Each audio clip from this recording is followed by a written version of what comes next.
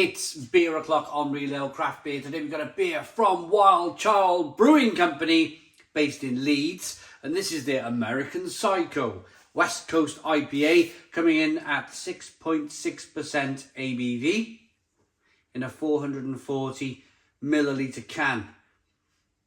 There it is. Looks rather red and splodgy and on the label. Can't fault it. Of course, it has to have that kind of theme, doesn't it? Let's get the beer out into a glass and see what we get. I want to say a massive thank you at this stage of the review to Lee W, one of my subscribers who I've met in Leeds, incidentally. We had a few pints together. Lovely chap. And Daniel Bale for passing over the beers to me.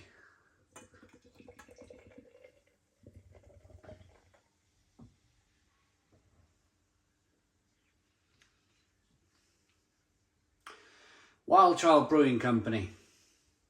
Really interesting brewing company for me. I've had some of the best beers. I've raved about some of their beers. And equally, some of the beers that they put into the supermarket are terrible. It should be the other way around.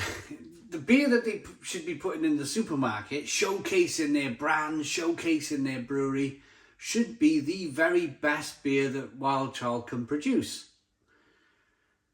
But for some reason, they don't choose to do that. I mean, this beer you probably can buy on their website. You can buy in local bottle shops in Leeds. I'm pretty sure it's going to be terrific. Well, I haven't got the aroma yet. Got the look of it. We're about to get the look of it. They're all can conditioned beers, which I find really, really interesting. You can see that little bit of yeast there in the bottom of the glass. So can conditioned beers. Loads of sediment. You can see the haze in the beer. A nice hazy American style West Coast IPA. We got a 1 to 2 finger white head. Good levels of carbonation. This beer looks absolutely delicious. Looks delicious. Orange in colour, hazy orange colour. Let's get the aroma.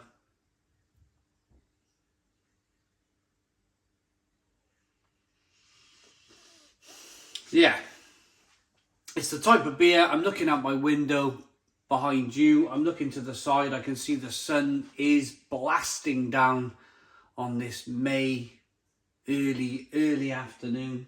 Well, no, it's 11 o'clock in the morning. Not quite early afternoon, but, you know, late morning, the sun's shining, it's blasting down. And I'm thinking to myself, oh, this would go really well on my little patio out there in the sunshine.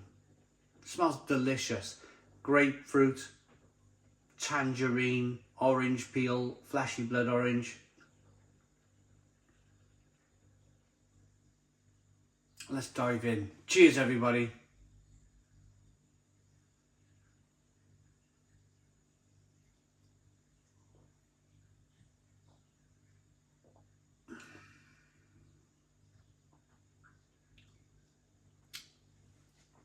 Astounding.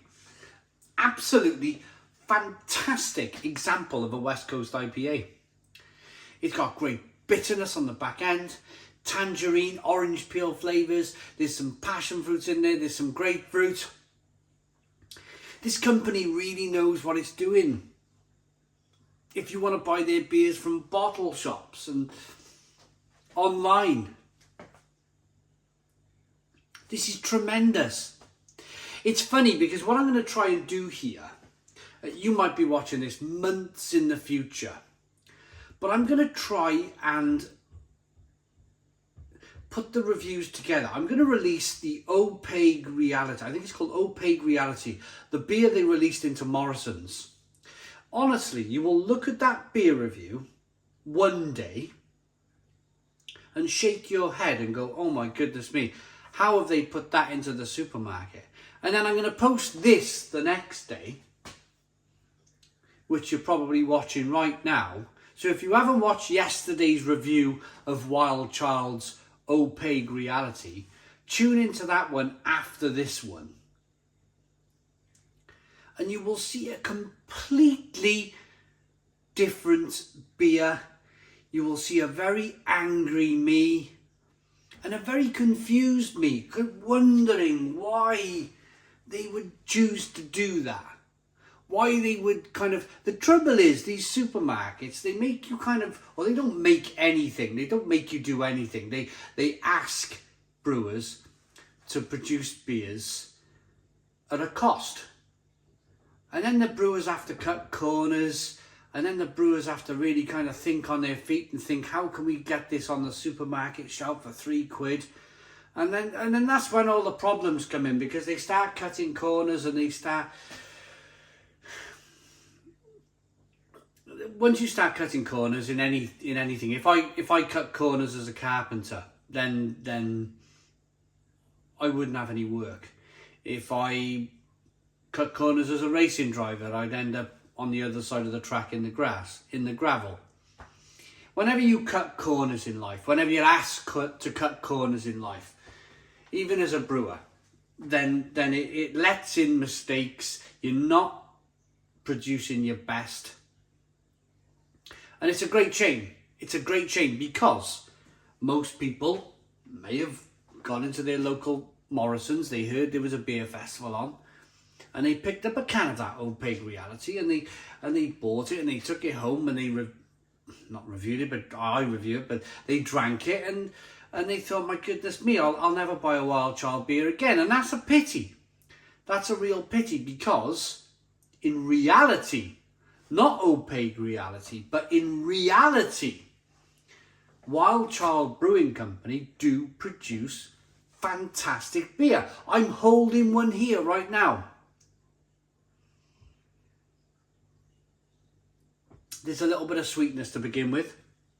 It's got a really lovely tangerine, orange-like flavour coming through. There's passion fruit, there's mango, there's grapefruit. There's a fantastic bitterness to counteract that sweetness. Yes, brilliant, brilliant.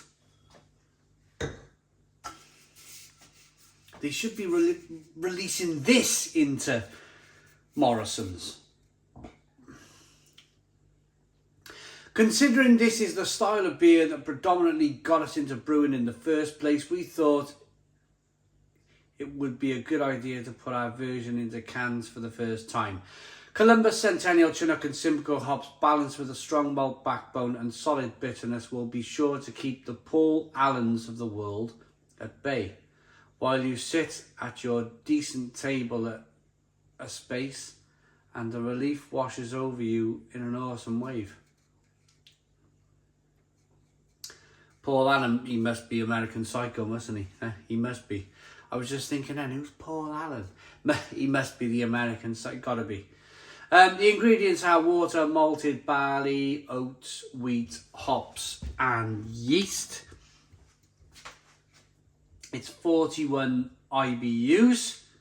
That's the international bitterness.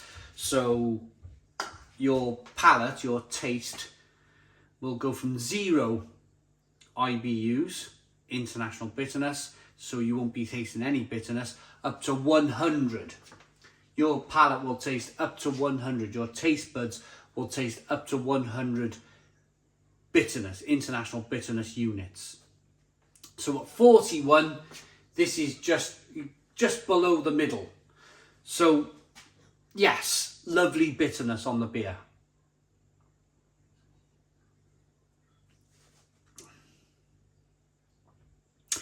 Do you know, I've had 2 boxes now of Wild Child beers sent down to me by Lee W. And if you're still watching this far into the review, Lee, I'm going to talk to you kind of like, and the rest of my viewers directly now. But it must be so frustrating for yourself, where you changed my mind. It was yourself who changed my mind on Wild Child's beers. I really wasn't a fan. I wasn't a fan because I had another dodgy beer from Morrison's from Wild Child Brewing Company, and I was almost like, crossing the I's and dotting the T's, or whatever the blooming things go with, whatever the saying goes. But dotting the I's and crossing the T's, that's the one, I think. But it must be frustrating for you, because you probably watch that opaque reality beer and you're probably kind of shaking your head and thinking, I've just turned this guy's opinion about this brewery around, and then they go and release another dodgy beer into Morrison's.